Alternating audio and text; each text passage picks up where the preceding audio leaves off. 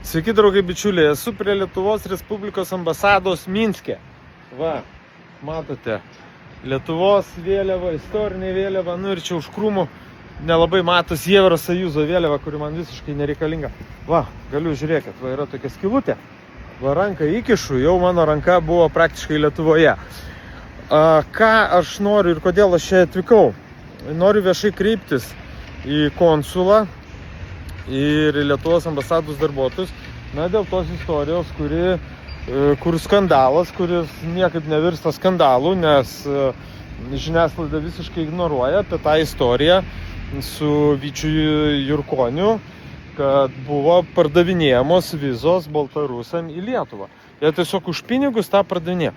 Beje, vieną detalę, už kurią noriu pagirti Lietuvos ambasadą, dėl to, kad pažiūrėkit, nėra Ukrainos vėliavos.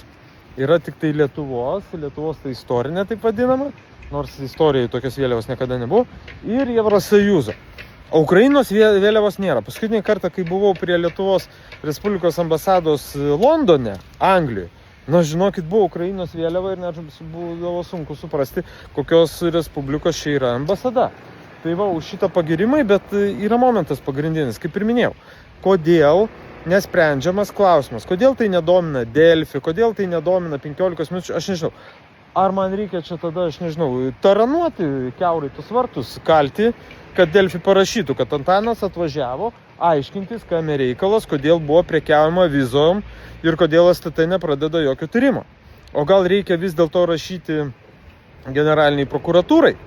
Na, parašykit komentarą. Jeigu ką, kreipsiuosi čia, elektroninį parašą turiu, galima šitą dalyką padaryti. Galų gale patys galit kreiptis.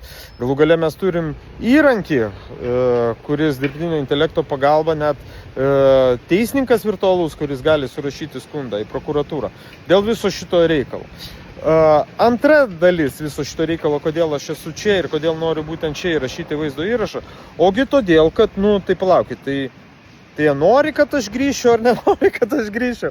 Ar jie manęs niekaip nepasiema iš čia? Ne, kažkaip tai.